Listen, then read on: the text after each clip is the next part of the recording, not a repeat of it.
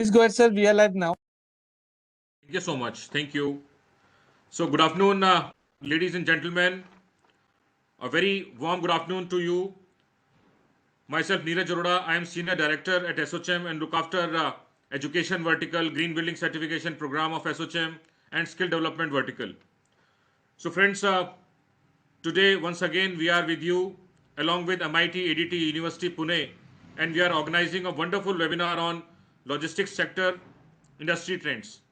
And for the discussion, we have galaxy of speakers, starting with the Dr. Mangesh Karat Saab, who is Executive President MIT ADT University and Vice Chair ASSOCHAM Council on Education from Maharashtra. Welcome, Mangesh Karat Saab. We have Mr. Shantanu Bhatkamkarji, Managing Director ATC Group. Shantanu ji will be the moderator for the panel discussion. Welcome, sir. We have Captain Srirang S. Gokhale Saab, who is Nautical Faculty, Great Eastern Institute of Maritime Studies. Welcome, Gokhale Saab. We have Mr. Tushar Jani, Group Chairman, Cargo Service Center and Chairman SCA Group of Companies. Welcome, Tushar ji. Then we will have a question answer session, and we have a vote of thanks from Ms. Sumita Chakravarti, Regional Director, ASSOCHAM Maharashtra State Development Council. Now, I would request to display the Mangesh ji's profile and would like to invite Dr. Mangesh Karat ji.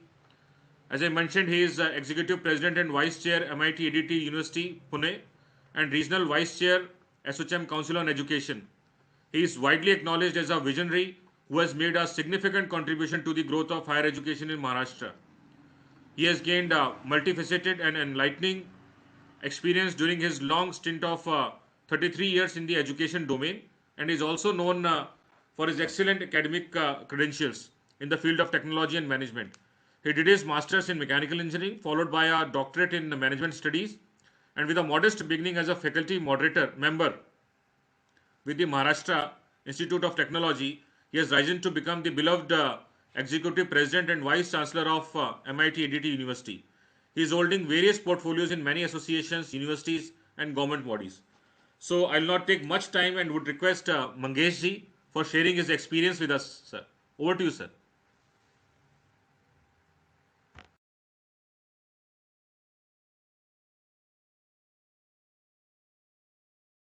Good. Okay. Yeah, thank you, Neeraj ji. Thank you for welcoming me on this virtual platform of the ASSOCHAM. I am also delighted to welcome Mr. Tushar Jani ji, Mr. Shantanu Bhatkamkar ji, and Captain Sriranga Gokhale ji, who are the panel members for the today's discussion on the topic logistics sector industrial trends. What are the trends which are coming up? I am happy that ASSOCHAM is taking a number of initiatives like a green building initiative and number of other initiatives. ASSOCHAM is connecting the education sector with the industry sector. So for that part also, I am thankful to Neeraj ji and the whole panel of the ASSOCHAM. Good. Today's topic is the logistics sector and what are the trends, which are upcoming trends. All the audience is quite, wise audience is attending the webinar. I know it. I am not the expert of this area, but whatever little information I have gathered, I can see, all the sectors are getting affected by the technology evolution. And, last 20 years, technology has really evolved so much so that every sector, right from the manufacturing to the teaching, to, also medical sector, health sector, government departments, everywhere the technology is playing the pivotal role, and they are, the changing the canvas of operations, the whole work process, and everything is getting changed. And in last 2 years, because of the corona pandemic, I think that change is really, enhanced, it is accelerated at a fast speed. And now the new normal has come. Now people, they are liking the new normal. For example, in our universities, all our students are asking for only for online examinations. How much they are good or bad, that is not the question. But the new normal is already adopted by the people.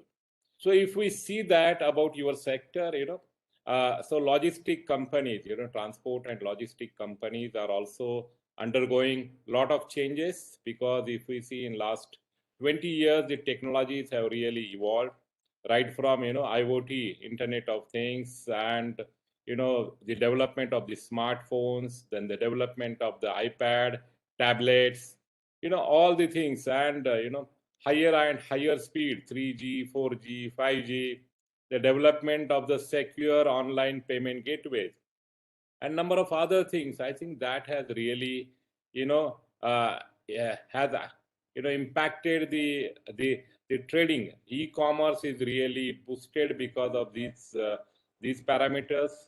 If we see in last 10 years, from 2010 to 2020, the e-commerce in USA has increased from 4% to 18%.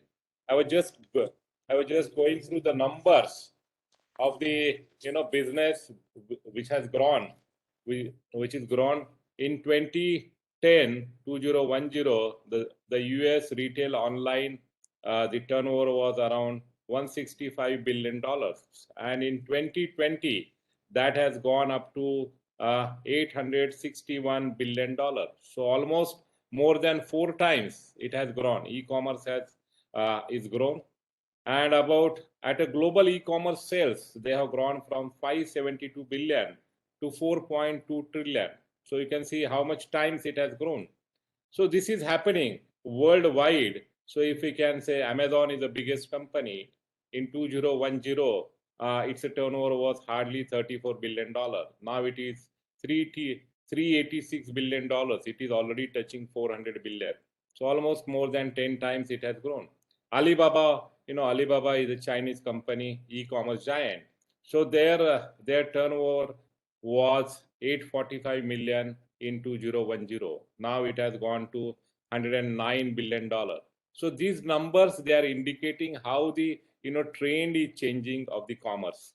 And when the online companies, and because of the online companies, now the companies, now our sector is connected worldwide.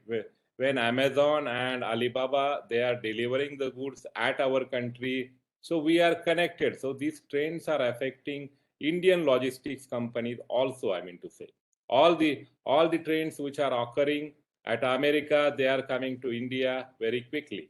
So that is a very important point. In India also, our country has developed our own apps, our own online digital payment, technology. Beam app is developed by the country. In general, our country is also undergoing, because of the our very effective Prime Minister Narendra Modi ji. He has taken so many initiatives, and he is creating the whole ecosystem which will drive the economy of the country. The recent announcement of the Gati Shakti, the Gati Shakti initiative, so that will really boost the country's economic growth, by which he is what do you mean by the Gati Shakti?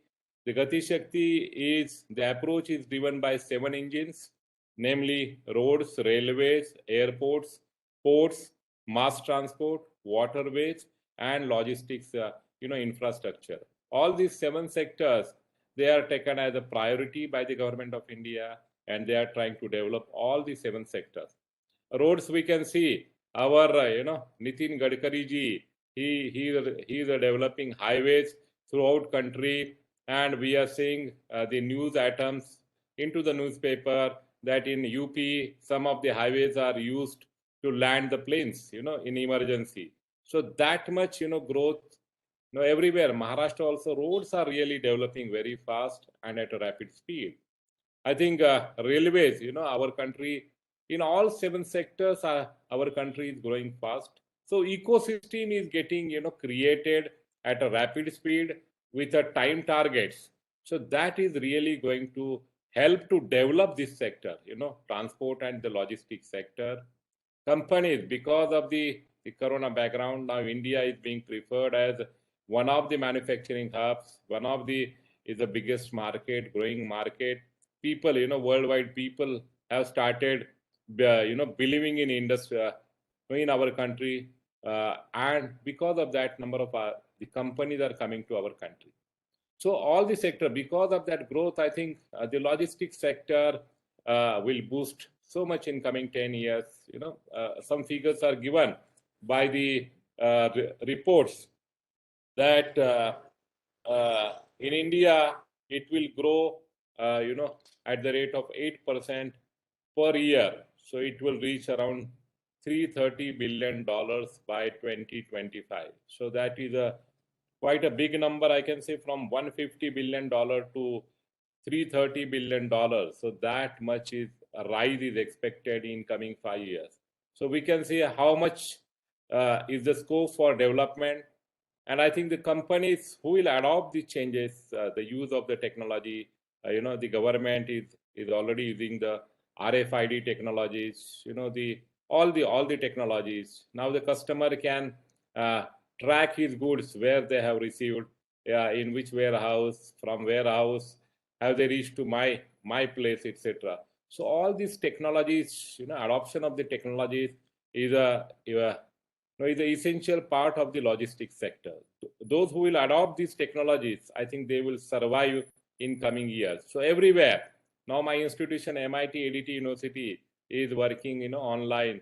We are not only using the Zoom licenses, but we are totally, ERP driven organization, totally paperless organization. All the lectures are, managed by the ERP. All the purchases are managed by the ERP. Everything, all operations of the university are done through ERP. So similarly, I think logistics sector, they have to adopt all the new technology changes, new technology adoptions at their companies. That will make them more competitive, and they can take the business from the multinational or the global companies, like these companies like Alibaba or the Amazon company. Number of technologies, right from Alexa, augmented reality, virtual reality. The development of these technologies, these are adding the value to the e-commerce business. Because of this AR, VR, the special apps are developed, and the clients could see the real the products in a different way. Their satisfaction level, they can get a much better satisfaction because of this technology development. Everything, the trust in online business has increased, and that is going to increase in coming years because of now the online e-commerce business is not the luxury. It has become the convenience. You can do the convenience comparison of the other brands in e-commerce, and you can get the very rare items through e-commerce. So all these parameters, because of the globalization, people are working, ladies are working, everyone is the working class is growing. So for their convenience, I think this e-commerce is really impacting so much. So I will not talk for more time. The adoption of the technologies, right from the the vehicle tracking to goods tracking, using all the technologies for, I cannot say like the Uber or Ola. If some company comes tomorrow as an aggregator, and if they develop some company, and if they work on that line, I think that can be the biggest challenge to the existing logistics company. Then that company will not hold anything. That company will be the technology integrator. They will hire the warehouses, they will hire the vehicle owners, and they will only take the online business, something like that. Some new business model can come up, and in that case, I think they will be the game changer. Anything can happen. Till today, it has not happened, but when the IoT is increasing, e-commerce is increasing, so this thing can also happen. So this is the greatest challenge, I think. And with all these challenges, I think this sector has to look forward. They have to take the very positive steps, very progressive steps to tackle all these challenges. And to Indian logistics companies, they have to really should have that vision, and and they should start implementing in that direction. Then in coming 5 years, they can be the leader, they can maintain their leadership, or they can maintain the the today's position of them in the market. Otherwise, they will be obsolete in coming years. So that is a very important. So all the Indian companies, maybe small, medium, they have to be very alert, and they have to be very proactive, and they have to change their business process, change their, the team, the team speed. 2-day delivery. Amazon is delivering the goods in 2 days. Their next target is to deliver the goods in 1 day. So how are we going to tackle all these issues? So these are the challenges, and I think how to tackle these challenges, our Indian players, so they have to decide that, and they have to act upon it. So with these words, I conclude my small, initial remarks for this panel discussion. Thank you very much. Thank you so much, Dr. Mangesh Karat Saab. Thank you so much for the wonderful opening remarks. And you are absolutely right, sir. Definitely, there are certain challenges, but we are very much sure that with the latest technologies and latest advancements, these challenges will be overcome. So, thank you so much once again. And before moving to Mr. Shantanu Bhatkamkar ji, I would like to congratulate our audience that they are attending this webinar on a working day with so large number. So thank you so much for this overwhelming response. Uh, Please display the profile of Mr. Shantanu Bhatkamkar. So friends, Mr. Shantanu Bhatkamkar ji is the Managing Director, ATC Group, and Chairman, Rotomec Containers Private Limited. He done his BSc Customs CBLR Rule 6, OPM Harvard Business School, and Honorary Fellow of Narottam Morarji Institute of Shipping. He is the immediate past President of Association of Multi-Modal Transport Operators of India, AMTOI, past President and Advisor to Maharashtra Chamber of Commerce, Industry and Agriculture, and Indian Maritime University. TN Apex Skill Training Center for Transportation and Logistics, and executive member in the Governing Council of Logistics Sector Skill Council. So, sir, as it is seen that you have lots of experience of working with various organizations, so we are really blessed that you are here with us. So, we would like to invite you for the introduction and setting the tone for the panel discussion. Over to you, sir. Namaskar. Namaskar. Thank you, Mr. Arora. Thank you, ASSOCHAM, and thanks, Dr. Karan, for your words of wisdom. And I will get back to you with my questions and suggestions. Above all, I wish to thank the participants. If at all there is one thing that motivates any speaker, moderator, or organizer, is big participation, and I have been tracking it. It has been growing since we started, and I will request all of you to stay till the end. One applause for all of you, and please participate in Q&A and chat, and let's make a good interaction. Logistics is a very diverse field. In fact, logistics is many businesses put together. It is perhaps more diverse than what are broad categories called manufacturing or agriculture. And it is a bridge. In fact, if I have to compare logistics, it has to be compared with the circulatory system of the body. It goes to the every part of the body, and heart is, of course, at the center of the circulatory system. So there may be locations where you have manufacturing, but not agriculture, agriculture, not manufacturing. Other industry segments may be present, business segments may be present, like trading hubs, distribution hubs, but logistics is present till the last capillary. So that shows you the potential of this sector, somewhat neglected, and I will come to my suggestions to the students on it, like what potential it is and what we as industry or associations or academics expect from it. One thing I think I wish to share is logistics sector is one of the earliest assimilator. Like defense sector is supposed to be an early assimilator. Logistics is an early assimilator of innovation. It is an early assimilator of technology. and lot more than anyone else knows. And when I say logistics is an early assimilator, I mean all the models of logistics.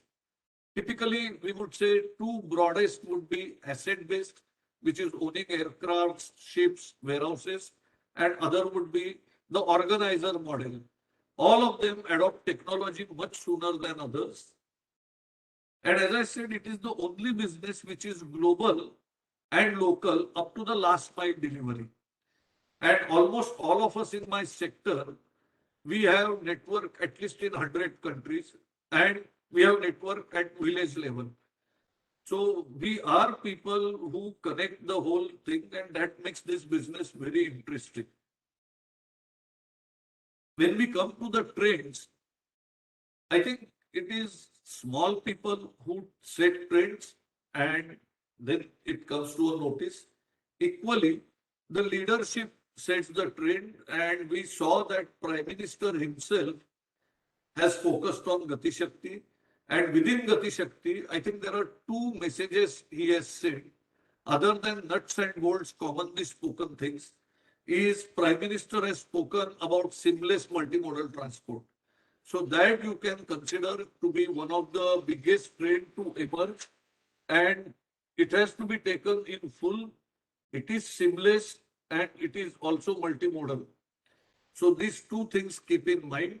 Similarly, Prime Minister has spoken about resilient supply chains. And you have to understand that we have to have a full look of entire supply chain and supply chain resilience. First time we heard about supply chain resilience was during Fukushima episode, in a big way, I mean. And now we have supply chain experts in every segment. But pandemic has told us, educated us about supply chain resilience in an even greater manner. So these are two big things we should understand. A big change we saw post-pandemic, or it started little before pandemic, is asset-based models now have outperformed the asset-light or asset-free models like ship owning, aircraft owning, warehousing, container freight station, ICDs, ports. They have by far outperformed the non-asset-based models. At least that's our perception. And that's what numbers which are published show. So this is one big trend we can consider. Going back to history, there is a wonderful book which talks about logistics and supply chains and trade called A Splendid Exchange, How Trade Changed the World by William Burstin. And he has focused a lot on India, and he has focused a lot on logistic trends equally. He brought about how maritime sector brought about change in the logistics and trade. Contrary to popular belief, moving cargo by ocean in those days was faster and safer, notwithstanding what we hear about the piracy, than a land-based trade where caravans was looted and movement was very slow. So these are trends which we see in history, and it's a wonderful book. I could get a lot of insight from it. Lastly, I will come to our personal or our associations, and I'm not talking just AMTO, I'm talking of all the associations in logistics sector. We want to attract youngsters to the logistics sector, and we want them to make logistics as an occupation of first choice. Today, regrettably, people come in logistics sector only by two reasons. One is by accident of birth, or accident of going in a different occupation and somehow migrating into logistics sector, but not as a choice when they were learning or they were growing up. And second is that nothing else to do. People don't have anything else to do, so they come and join the logistics sector at any level. I see a change of trend in Southeast Asia where people are adopting logistics as a career in a very strong way, where the male are taking the physical role like a forklift operator, crane operator, and they are paid better than managers. And the women are taking after the office operation. That's again a trend of women empowerment. I can talk about Southeast Asia and Far East. They speak good English. So if you go to a logistics service provider in Southeast Asia and Far East, you will find 75 to 80% women working in that, and women of all the ages. So that's a very interesting trend we should consider in India. Another area I would like to sensitize everyone is logistics sector has opening in all the arenas. We need entrepreneurs as logistics service providers. It's a vast field. It's 13% of GDP as it is said. Though we debate this number is another matter. It's again not a contribution to GDP. It is cost of the GDP. All the same, it shows the size of the sector. Second, we want practitioners, means professionals. Third, we need good consultants. Fourth, we need trainers because training is an ongoing need for this sector. Fifth, we need academicians. And Dr. Karad, we will have some discussions with you about academics and industry association collaboration. And there are a lot of things we can talk about it. And above all, somewhere we are lacking and there is a big opening is research. Logistics is the least research area of any economic activity of significance.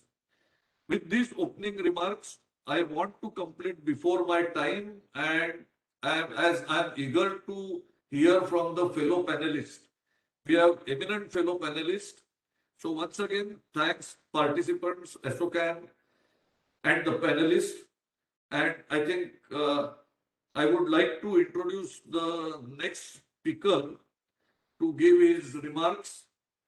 Captain Sriram Gokhale is a practitioner or actual, I would say, doing physical work. He has sailed for 30 years and then he has worked as a maritime superintendent. And now he has taken the academic and training work, working as a nautical faculty for cadets. And what is interesting is within the maritime sector, when I say this is a diverse sector, I think Captain Gokhale is an example of it. He has worked on different ships, which is general cargo, bulk carriers, ro-ro, pure car carriers, and containers. If you speak to someone in our industry, somebody will say, I only understand container business, I don't understand ro-ro. And we consider it as a completely alien business like Greek and Latin. So that much diversity we see in this business. And that's what Captain Sriram Gokhale brings to you, a very diverse and rich experience. Floor is yours, Captain Gokhale, and please take over. Yeah, good afternoon once again, and I sincerely want to thank all of you, ASSOCHAM, and also Dr. Karad and all the other panelists. And yes, I was taking down notes, when Mr. Shantanu Bhatkamkar was talking about, and he says how people get into logistics. I'd like to start with that how people get into shipping to start with. I've talked to many of my colleagues, those who came into Merchant Navy, and I asked them, what made you join Merchant Navy? Because one American humor writer, he's gone on record saying that working on a ship is like being in a prison with additional possibility of sinking. To come and work on a ship, to overcome such tremendous hurdles. So either it has to be by chance, as Mr. Shantanu Bhatkamkar just now said, or you should be good for nothing else. So, chalo join karo Merchant Navy. Anyway, that is for my opening. But I will like to start with my presentation now. And I have sort of thought about making this presentation with the idea that many more students are going to be listening. So it has been framed in that kind of a manner. So I've just started sharing it, and I hope you can see this. Yeah, the brochure. And this is where it all began, this vessel Santa Maria. It's a sailing vessel. Those days there was no any kind of propelling machinery or no electricity. I don't know how those people used to preserve their food, and they literally discovered the entire world making use of the sail power. In today's context, sometimes I feel that if we run out of fuel, we'll have to go back to sailing. Anyway, uh, Santa Maria, this vessel was used by Columbus, who found America. And today, logistics, once again, we are talking about, it's a huge sector between Europe and America. Far East, of course, China is doing fantastic in by way of manufacturing goods and sending it across. Uh, from India also, there are many things going out. The private sector is coming up. We'll talk about it in due course of time. From the sailing, then we progress to the steam ships, where the steam was generated by burning either coal, later on fuel, and the steam turbines would run the propeller. You will say, why are you taking us to the entire history of merchant navy? It is important. Why? Because a lot of answers, even for today's problems, you may find them in the logic that was used by the seafarers of those days. Sailing ships followed by steam ships. And this is Viceroy of India, this picture I got down from the net. Now, this is important. In India, we had fantastic shipbuilding. Right now, as I speak, at Mandvi in Gujarat, they make these type of ships. The sketch one artist has drawn for us. Now, this is a combination vessel. If you see here, there is a provision for the sail. You can rig up a sail here. There is an engine. You can see the exhaust coming out, and there is a small little propeller here. So this is a combination vessel which was used, say, beginning of 19th century or so. And this particular shipyard, I'm mentioning it, Mandvi at Gujarat. There were many on the Indian coast, including Ratnagiri and whatnot, where wonderful ships were made, but they all were wooden ships. Now, before I talk about the logistics sector, or what is this logistic about, one cadet asked me, we are running shipping. What is this logistic? This word doesn't make any sense to me. I said, wait, you'll understand that it was between the buyer and the seller. Now, I'm not going to waste too much of time because this comes under more of a commercial study, if you like, of shipping. Mr. Chandanu Badkamkar just now mentioned it to me that, he mentioned it in this, that this sector has got so many tentacles. It almost reminds me of an octopus, It has got many tentacles, starting from manufacturing, warehousing, transporting on land, then on the ship. So this is the old-fashioned way of doing things here. I've shown you a ship there. There is a shipper from where the cargo is originating. There is a buyer. The contract has taken place between them. Let us not waste any more time. Let's say the cricket bats from Ludhiana have to go to a stadium in Sydney in Australia. So the buyer is in Australia, Sydney, and we got the shipper is in somewhere in Ludhiana, In the days of old, that's why I showed you the sailing ship. These cricket bats would come up to the port area, either Mumbai port or whichever was the port available. Kandla is closer to Punjab. I've been to Kandla many times. Anyway, so once this cargo came on board, it was called free on board. I've written it down here, free on board here. See? Means the shipper's responsibility was over and the buyer virtually took over.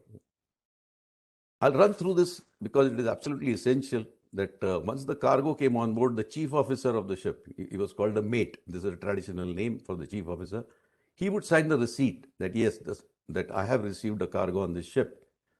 It was a prima facie evidence that cargo indeed is on ship, because then you cannot play around, So now those who are experts in this field, they will understand this much better, that once this mate receipt was kind of signed by the chief officer, the bill of lading was prepared, and there were 3 original copies of bill of lading, and they would start going from, one copy would be, of course, with the captain of the ship, the one will go to the buyer.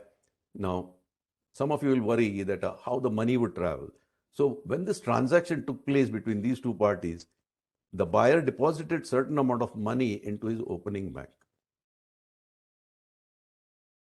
Then the letter of credit was issued. There was an advising bank in between, and then beneficiary's bank, that is the person who is going to ship the cargo. Otherwise, how he will know that he is indeed going to get paid?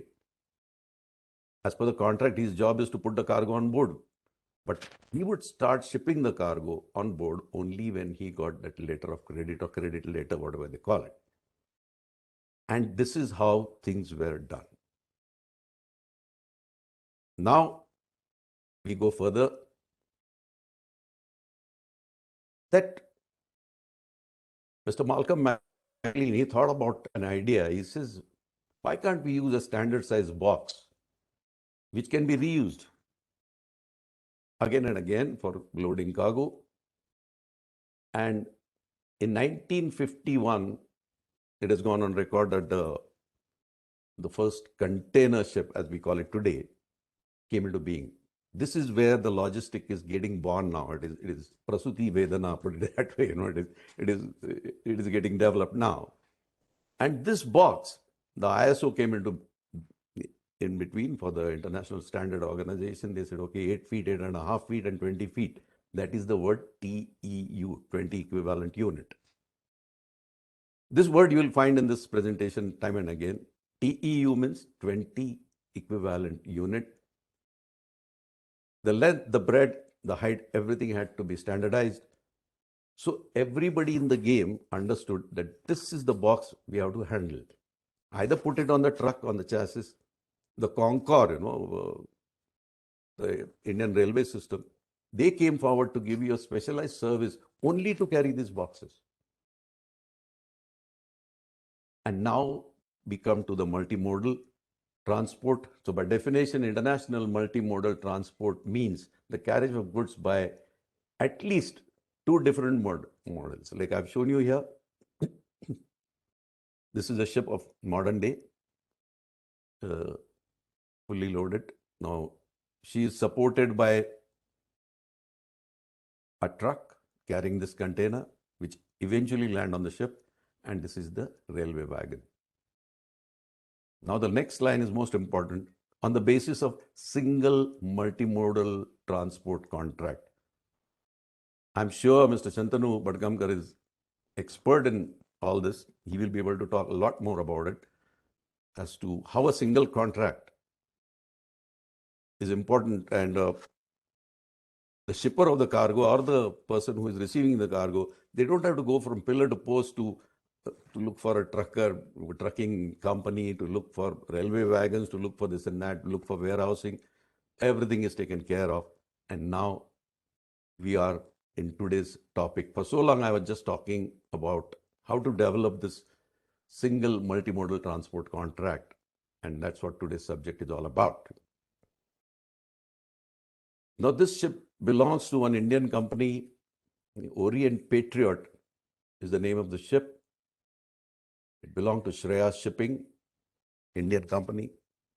And you can see that this ship is provided with derricks. Today, you will never ever find a ship of this type. This was a transition period from general cargo ships, where the cargo was loaded into the ship's cargo hold. There was no fixed containers there. So this is the ship. Now those ships, this type of ships have been dealt with. I mean, they have done away with it. Now, I got a chance to work on this type of a vessel, 4,000 TEU container vessel. Now, if you have noticed here, there is no cargo gear here. There is no derrick, no crane, nothing.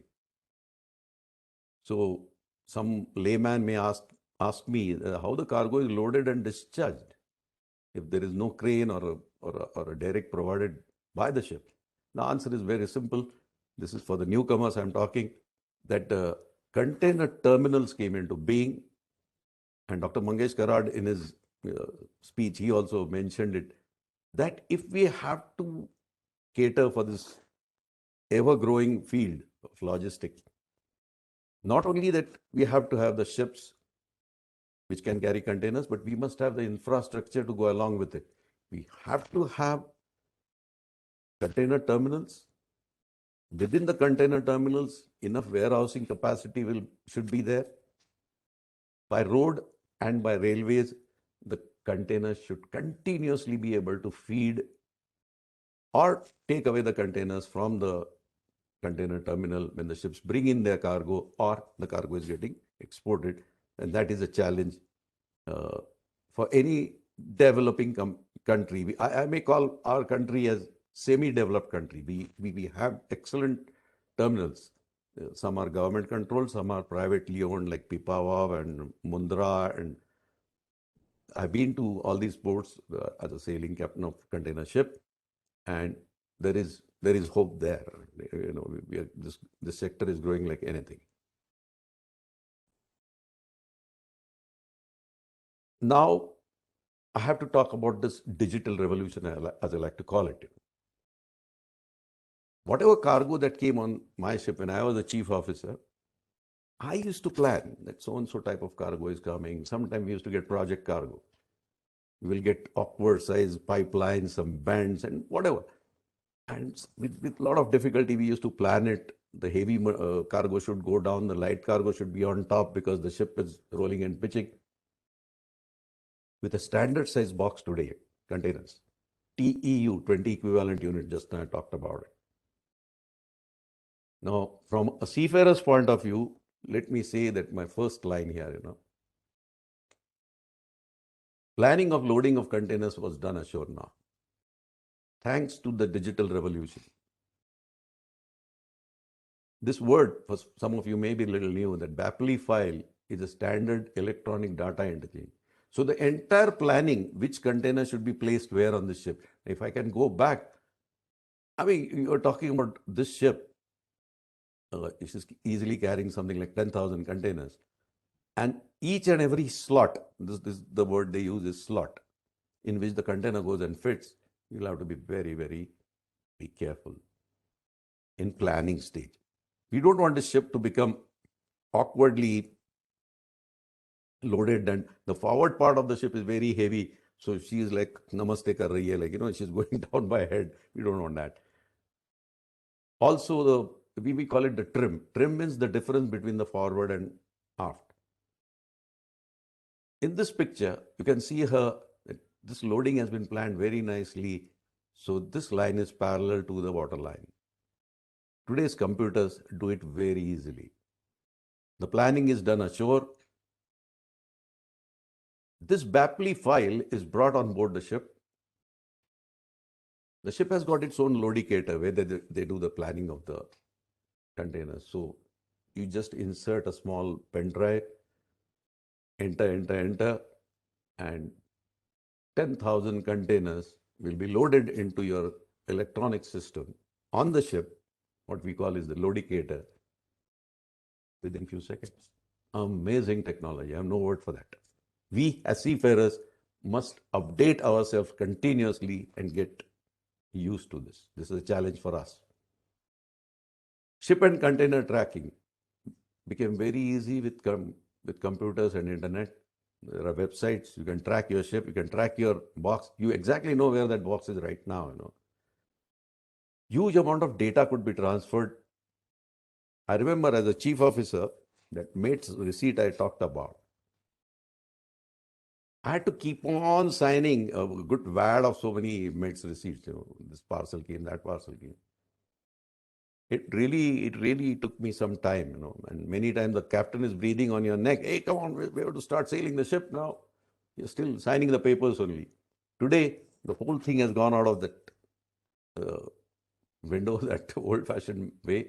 And what we have is efficient data transfer. So all these documents can be sent from one point to the other very easily. Last but not the least, efficient transfer of money. I don't need to waste any time on that. Now,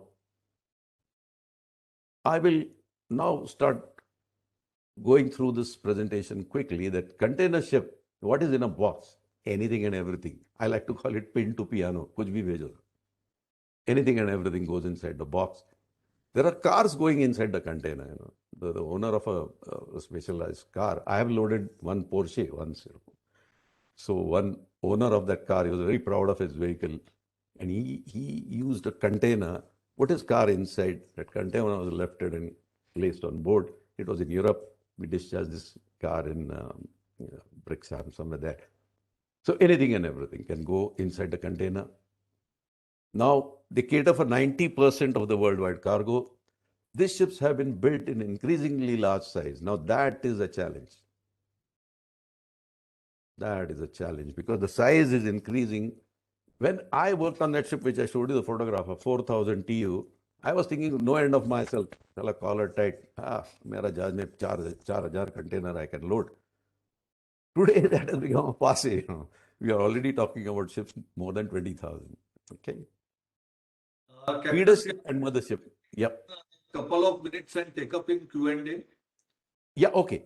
It will take just 2 minutes because I have already completed my main part of it. Thanks, Captain. Yeah. Now, feeder ship and mothership. When the size of a ship increases, you need smaller ships to go and feed that port.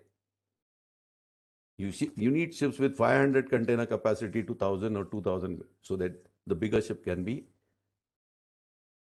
then fed. Now, there were plenty of problems in the initial stage. Why I'm talking about it, in future, we'll have to address those issues. One of them was the containers were not weighed properly. So the ship staff never used to know. And this what happened. This is not the fault of the ship staff. These containers were overweight. Somebody didn't bother to check what is the carrying capacity, and this what happened. Now, if you can see this,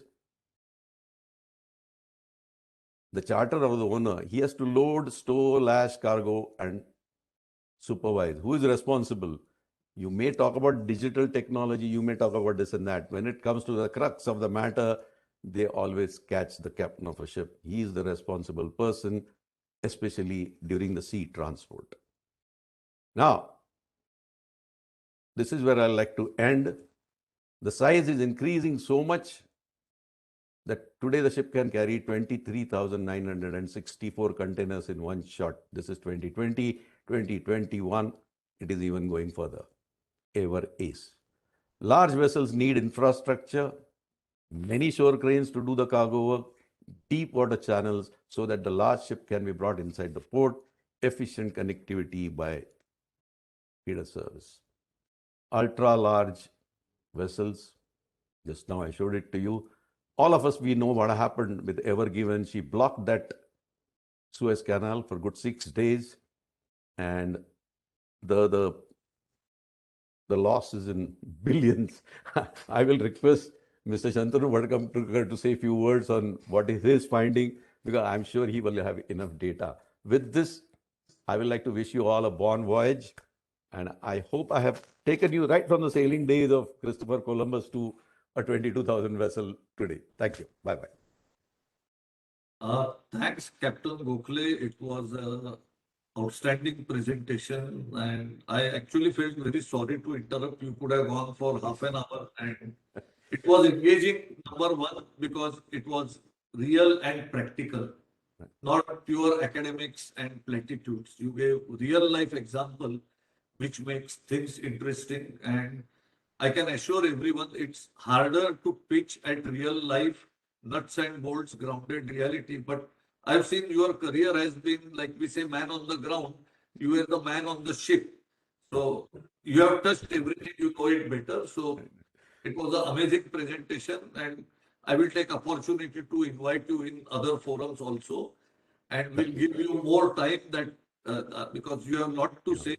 Yeah. And it was a great overview, a big journey starting from India to all other places. Great. Now, I have a big problem with the next speaker because I can speak for 1 hour about him. And it's very difficult for me to speak about him in such a short introduction. Number one, he is my best friend. Second, he is not just member of Triple FAI, as you see at the last. He is on the wall of fame of Triple FAI, and not today, good 12 years back. He was on wall of fame of Triple FAI, and there are only 3 people to have this distinction so far in 60 years of Triple FAI. So that shows what respect he carries in the industry. Second, you can see the activities which are mentioned here from custom clearance to NVOCC. I would describe it differently. He is into every segment and every business model of logistics industry, which is regulatory clearance, regulatory compliance. Then, like an architect, he is an organizer of transport. In addition, he is a transporter himself. He is a performing carrier. He has own trucks. He has own aircrafts. Plus, he is into ancillary services, which is owning warehouses, air freight station. And I think it's a unlimited thing, including now I can see he is in supply chain IT services. So there is a lot he has done, and he has equally been popular in associations as a mentor. He is a very popular speaker, so you can have elevated expectations from him. And I want to put pressure on him to pitch above his weight and have an outstanding presentation, which I'm sure he will do. He has been a good mentor, so I will encourage all the students and even the entrepreneurs and practitioners present here. He has been a mentor to me, my children, my office colleagues, my partners, and even most of us in associations who have served with him. So with this, Tushar, with elevated expectations as a speaker and a mentor, the floor is yours. Thank you, Shantanu. Thank you, ASSOCHAM. Three of you have spoke so well. Shantanu, Professor Karat set it up, the whole tone. And Shantanu, you actually has taken a lot out of the book, to describe the web of logistics, I think so. And, Captain was a showstopper. I wish I've learned from him many years before. Such a simple manner, he explained what all the shipping is about. Captain, you're a great teacher. I can say that to you. Well, I don't have a presentation, and I'm just always a storyteller. So I like to say story. And it's now more than 44 years in logistics. My grandfather started the business in some 130 years before. And we always say our children are not born in maternity home, but they're born in warehouse. So that's how we are connected in DNA-wise vis-a-vis the logistic is concerned. And my grandfather had bullock cart, my father had truck. I bought some aeroplanes, so I challenged my both daughters. And my elder daughter is a renowned supply chain specialist. So I challenged them to do something more than the aeroplane. So, that's how the beauty of the logistic. It always challenges you every time what you do. And first time in my life in 45 years, I thought that we got a huge recognition during this government tenure. I mean, imagine the finance minister opening the budget speech with Gati Shakti. And what a lovely name, Gati Shakti. And, the kind of money outline. First time ever, a political party put in their manifesto about logistics. First time ever, the national logistic policy which is coming in. First time ever, the whole concentration is going on educating people. First time ever, the focus has come on the cost of the logistic. First time ever, the focus has come on infrastructure. Not only that infrastructure, but the most modern infrastructure. I must say proudly, in last 15 years, our country has taken a huge leap in the logistic. And, it reflects into the market. And I just say this story to everyone. As I said, I'm a storyteller. When I started Blue Dart, I had no money. So we started with 30,000 rupees in 1984, borrowing money at 27%, right? And the company today, Blue Dart, is worth of more than $2 billion. But my friend who just left company Blue Dart and now started a company called Ecom Express, all these kids who have been trained by us, is today sitting on a company and he's going to bring IPO of 5,000 crore in just span of 3 years' time. You look at another company, Delivery, which is a 10-year-old and going to go have an IPO of $2,500 billion of dollar. $2.2 billion. Now, that's the kind of entrepreneur reward this business gives. I don't want to go into detail, describe what Shantanu has given very rightly, what is light, asset light, what is, asset own. That's a separate subject. But if you want to be true an entrepreneur, this is an industry allows you to become entrepreneur from holding a suitcase to having an aeroplane. That's a whole long range, or to owning a ship. You put the Shreyas ship picture, Captain. I know the owner, Mr. Swami, was a bill of lading delivery issuing clerk in Kuwait. And proudly to say, their family owns 22 ships today. So that's what it gives. My other friend, what I'm saying to the youngsters, Shashi Kiran Shetty, was my friend, colleague to both me and Shantanu, has started a bill of lading clerk in a shipping line, today sitting on a company valued at least $2 billion and having offices in 190 countries. Truly one of the largest Indian multinational company across. Even Tata's or Reliance do not have 190 country presence. But Shashi Kiran Shetty has that presence. And he's in every sphere of the logistic today. So that's what it gives. Now that's the opportunity part. And I would invite each and every youngster to think about it. What is Zomato? Zomato is nothing else but logistic. Came off the Dabbawalas, which were popular in Mumbai. Not only that, it's not stopped at Zomato. Now it's Zapto. Within 10 minutes, delivery at your home. Professor Karad, Dr. Karad, you're talking Amazon, talking same day. These kids are delivering in 10 minutes. 19, 20-year college dropout kids give up their, education from Stanford type of institute, come into India. Their valuation is already about $1.2 billion. Now, what does logistic does? I think you must understand, India has 7,790,000 villages this country has got. Out of it, 200,000 villages are above 10,000. Imagine these are 5-star and 6-star villages. These villages will have online deliveries.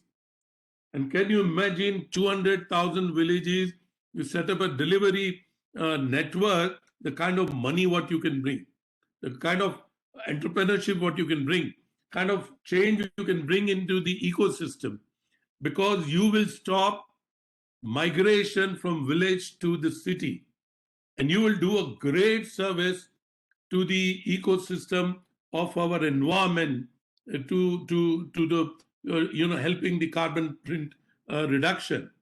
Not only that, you will now make the youngster in those small villages empowered to earn money without coming to the city. So that's the social aspect. But look at one single thing people have not noticed that.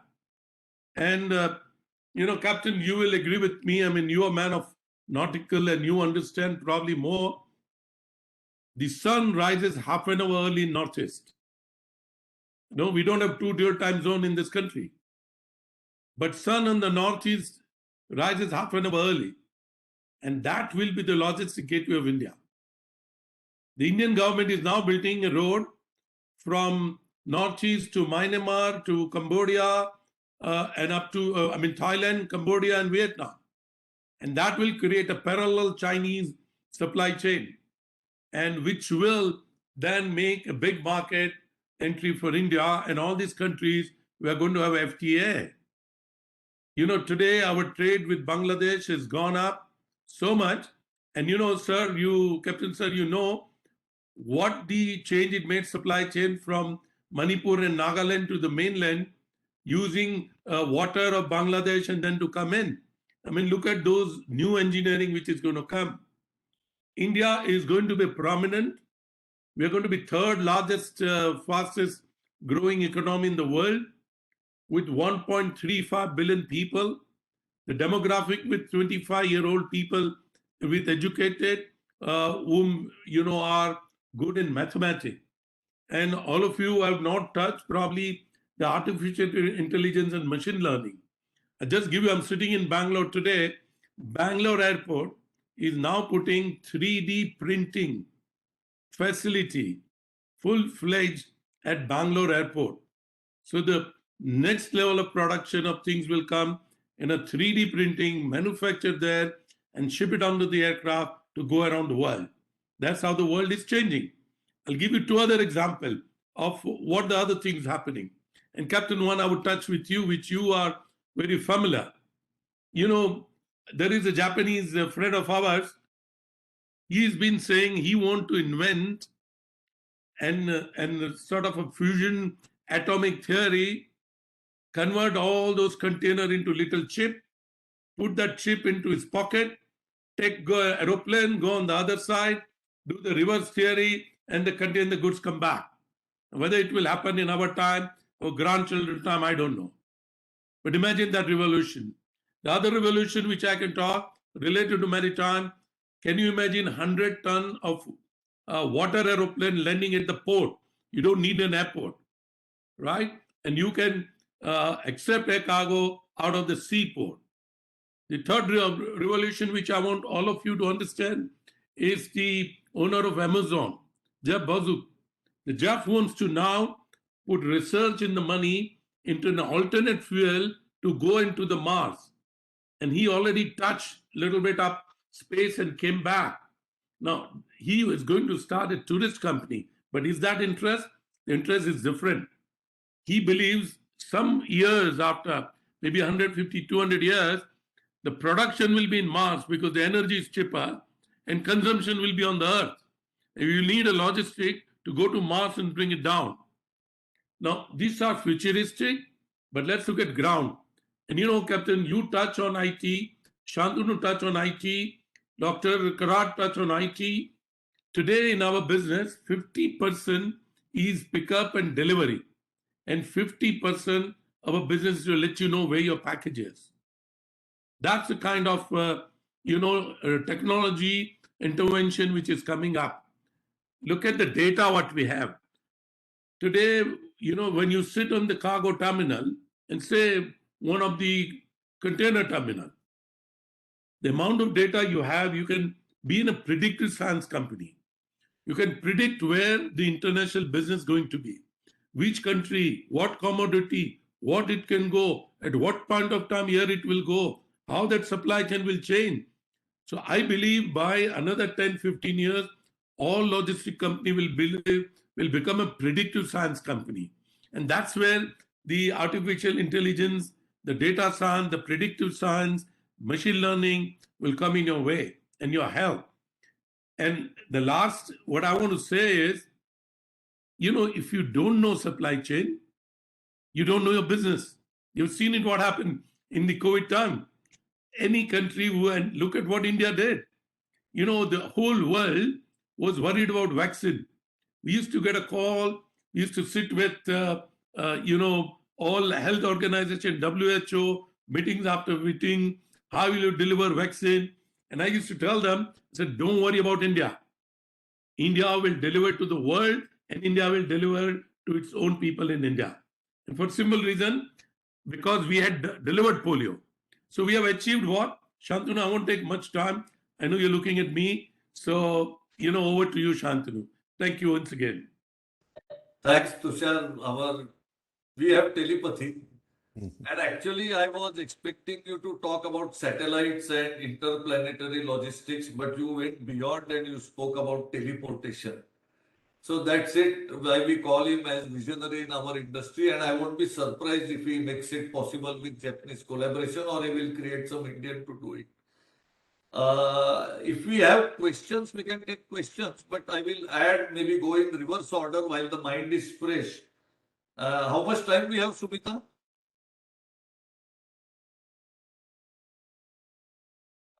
So, Tushar, by the time we know about time, I think one thing I want to share is, see, one of the reasons why I would invite you to logistics profession is, as you saw, Tushar and I, we are a competitor, and Shashikiran Shetty is also our competitor.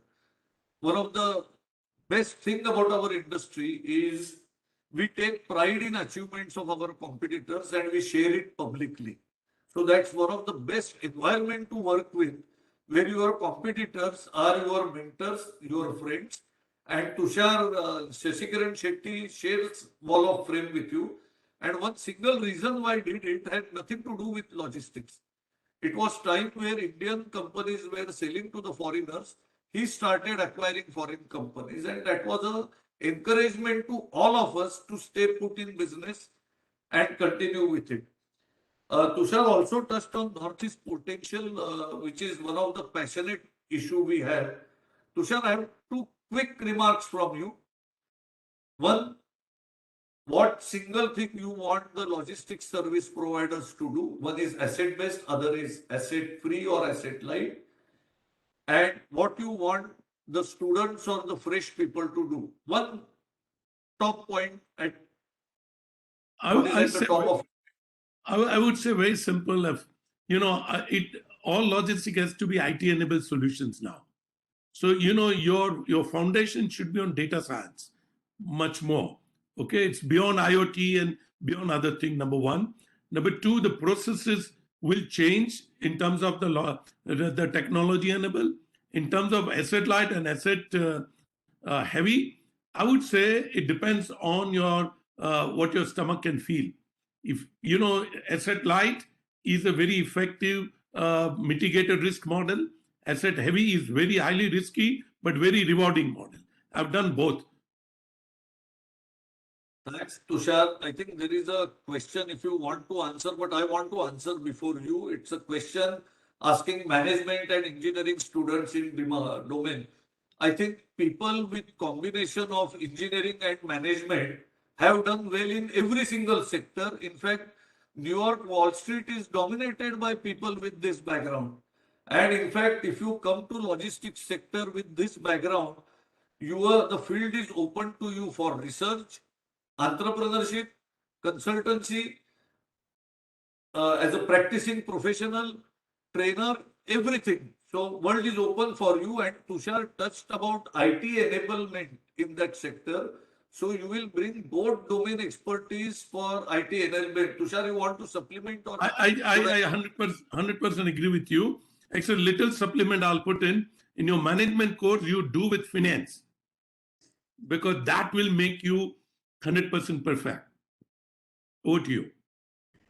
I think that's one question. Sumant, how much time do we have?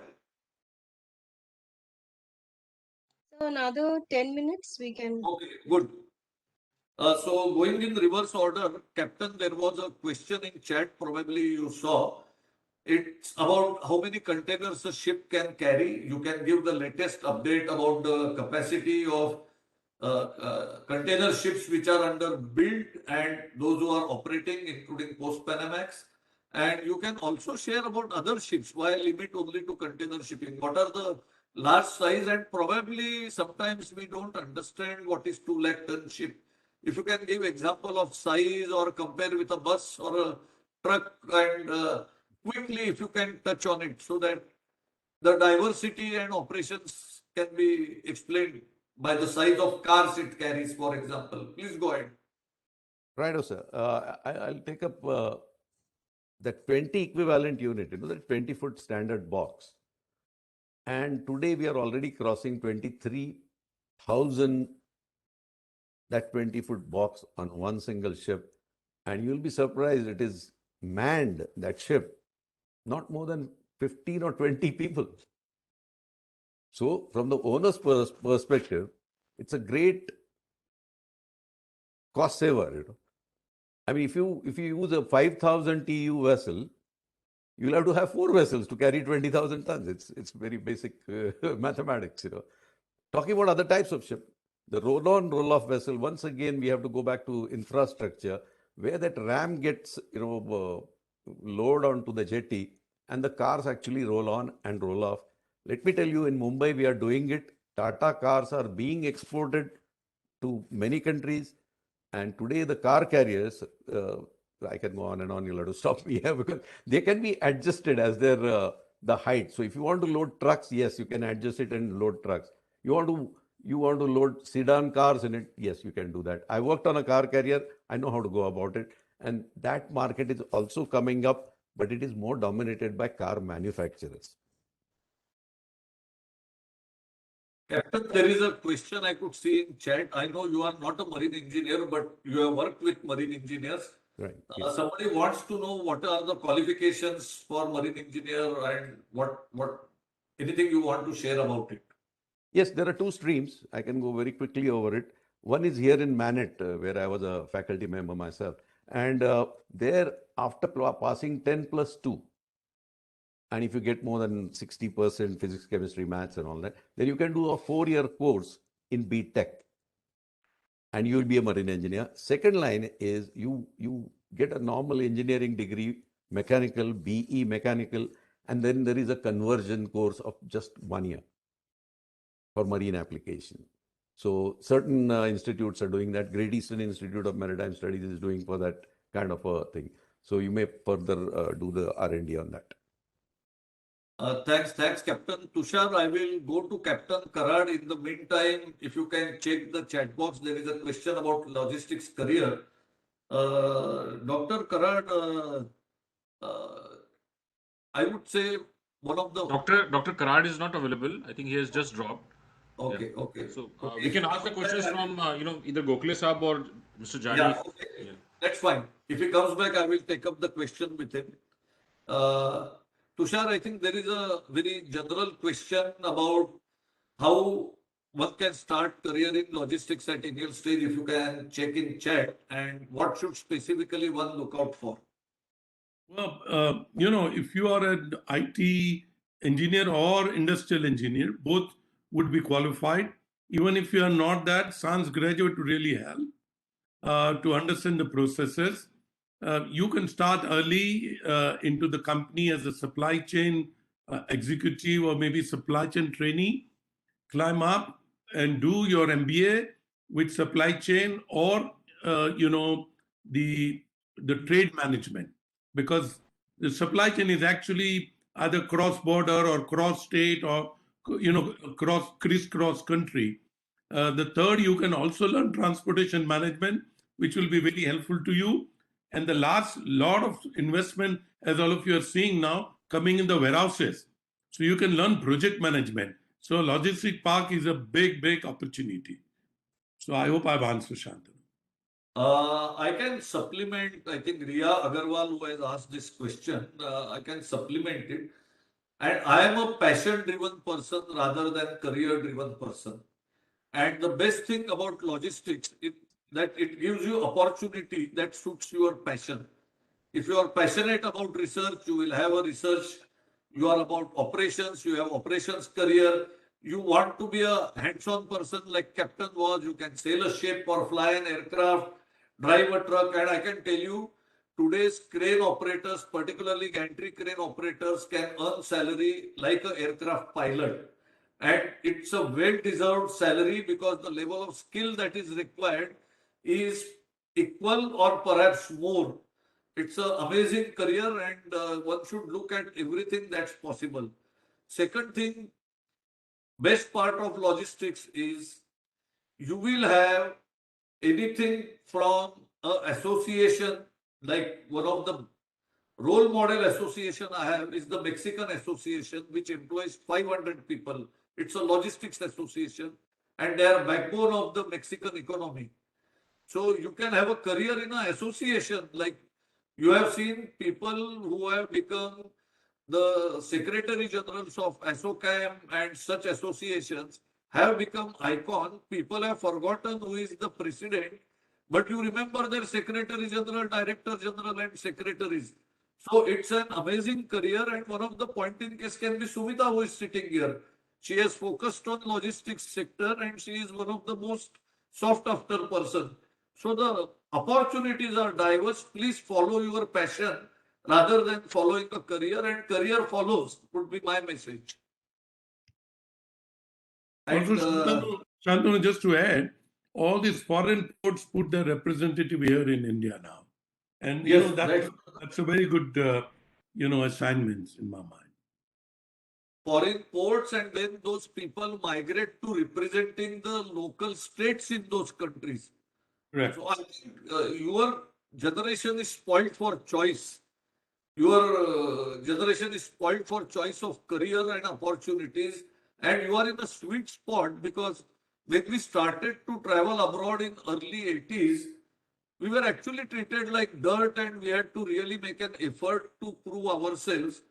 Now, if you are Indian, they take you as a visionary. If you are Indian, they take you as a thought leader. And luckily, 50 million Indians living abroad have created an extremely good image about India. Perhaps that's a bigger contribution that they have made. And another area where I would say Indians have a high repute is career which Captain Gokhale has adopted, while Philippines has more number of people as in marine sector. The leadership is with Indians. Captain, will you share that? And how many women also have opportunity here? Oh, sky is the limit there. And this is a subject, as you said, the passion, I feel very passionate about this particular subject. That in 60s and 70s, there's a lot of, it's a big story, I'll make it short, that the fuel crisis were experienced by the shipping industry. And they were looking for officers which will be available at a slightly cheaper rate, but good quality. And that is where Indians got them. And they made their mark that today, not only that they're operating ships, but there are superintendents managing ships. As I speak to you, a colleague of mine is handling a dry docking ship in Singapore. And the cost of that dry docking is $5 million. Is one single man handling it. So there is potential. Yesterday, I was interacting with one chief engineer. I don't mind taking his name, Mr. Ogle. His daughter, like father, like son, she joined him, became an engineer, and she's working one of the most reputed tanker companies of the world, TK Tankers. Amazing. She's already reached the stage of second engineer. Soon she will be the chief engineer. So there is, but one thing, it's all hard work. It is not as romantic as probably it looks from the outside. Please. I think I must put on record that our old friend Tushar Rajiv Kashikar has posted that MIT and DT University conducts regular MBA courses. In fact, lot of educational institutes have come up, and government by act of parliament has set up Indian Maritime University. They have a huge campus in Chennai, and they have campuses all over the country, all the big cities. So I would say you are spoiled for choice, and just follow your passion. It's not a really whether A is better than B. Like it's really choice of plenty, and it's a career to pursue. And even in entrepreneurship, I think sky is the limit because Shashikaran Shetty example gave that you can go global, and Tushar went beyond planetary travel and spoke about teleportation.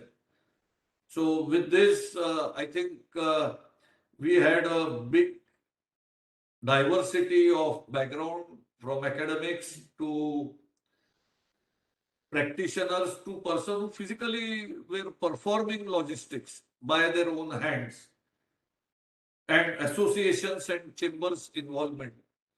I would feel that we have shared some vision and ideas with you. This is just a starting point. By no way this is something that's conclusive. We have more things to come in future, and back to Sumita for concluding, and back to Neeraj Arora for concluding and closing the session. Shantanu, one little sorry to come up.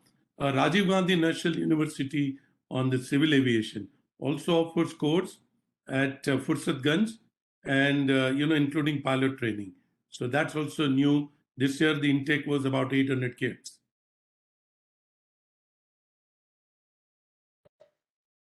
There was one question which was there. It was talking about a lot of packaging material wastage.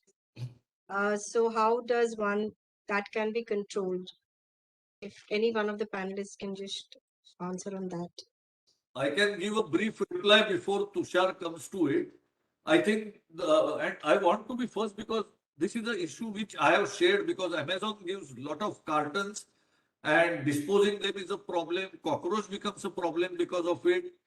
And it has become a big issue actually. And how we can do, I will give a broader example and Tushar can do more because he is more into domestic and all this integration. There is a, like we have ocean containers, marine containers. Europe has an amazing system called Euro pallets. These are standardized pallets, and these standardized pallets can be freely exchanged. Like you are owner of just number of pallets. No particular pallet belongs to you. So you give same quality pallet to someone else, and that pallet comes back to you. I have seen some industries using plastic bins, recyclable plastic bins for their transportation. Similarly, within industry, we see packages of durable nature which are recycled. And Tushar, I think now you can give a more detailed answer to this. There are a couple of things. We are operating on other extremes right now. And what Shantanu mentioned about Amazon, if you open Amazon box, those plastic bubbles and all, which is highly to protect. At the same time, we have a lower end of packing, which is not even able to move in domestic. So we have to go a long way. And till such time we will have this. In terms of the Euro pallets, our transport and equipments or our assets are still not standardized. But I believe in 5 years this will change, and you will see lot of eco-friendly packing will come into India. And actually, this is a very big subject because I know in Europe, if you have low-end garments, the cost of putting the garments on the shop shelf or hanger and taking back the packing cost is higher than the cost of the cloth itself, cost of the clothes itself. So this is a big topic. Maybe Tushar, people like you have to come out with innovative solutions. No, so And we are tying up with the packaging in Indian Packaging Institute. Now, we are going to fund that research as an industry, and come out with different packing and give it back to the industry, free of cost at patent. see, one suggestion I can give off immediately is I've seen some people using reusable plastic bins which are very durable, and they can directly go in the normal bins which are used in stores by the customers. So it saves a lot of handling also. They directly go there. Maybe something we can have for domestic also. So I back to can I can say only one thing. With Prime Minister's commitment of 2060 or 2050, I'm not sure, we will have to work on packing to achieve that. Packing will be a biggest contributor to Prime Minister's vision. well, Sumita, there is one last question I will take. There is a very specific question. What is the views on future delivery companies? Would they compete with Amazon, etc.? I think first of all, Amazon depends on delivery companies like your company or any other company. They are more of an organizer model than they themselves being a performing carrier or asset owning carrier. Second is, I've seen people who have excelled in this sector by creating IT solutions and tying up with people. So you can stretch your vision to become an aggregator. Other than that, I think everywhere the small people have ability to be flexible, small people have ability to be creative, and small people have ability to have guerrilla tactics. And that's something nobody can snatch away from it. So I see brilliant future for you. And I see domestic sector growing far more faster than international sector. So personally, I think it depends on your attitude and the way with competence and innovation you can relate to your customer is a matter of your doing your business to us. And I think Tushar and all others, we share that view because Shashikiran Shetty has also invested heavily in domestic transport, domestic logistics. So we see a bright future. I am done, Sumita. Back to you. Yeah, just one minute, if you allow me. I do have a bit of sense of humor, So RA Milk Colony used to supply milk to entire Mumbai city, and they used to give it in a bottle. We used to, they used to collect back. In my childhood, I remember doing it. Today, we are using one-time use plastic. Nothing more than that. Thank you.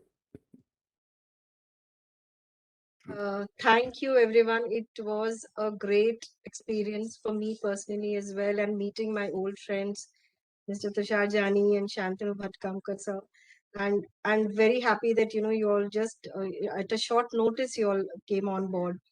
And yes, Dr. Karar for associating with ASSOCHAM, and we got together to organize this session. I think this is a very short session. I think there is lots to talk about. Captain sharing his experience from the shipping industry, and Shantanu sir, you with your association tie-ups, and Mr. Jani, I think it's never enough to hear you. We should look for more such sessions, together. And I think now we should get on to a physical session as well, where students or everybody can hear you. So we'll do that very shortly, sir. And thank you, everyone, including the participants. You have been a great, you have been just great. And the questions that came in were superb. And of course, the entire team of ASSOCHAM, MIT, the backend team as well, the support that they have given. Thank you so much, sir. Thank you. And we look forward to joining back again soon. Thank you, sir. Thank you. Thank you. Thank you, everybody. Thank you, sir. Thank you very much. So Thank much. you, Neeraj, sir. Thank you. Thank you. Yeah. Bye-bye.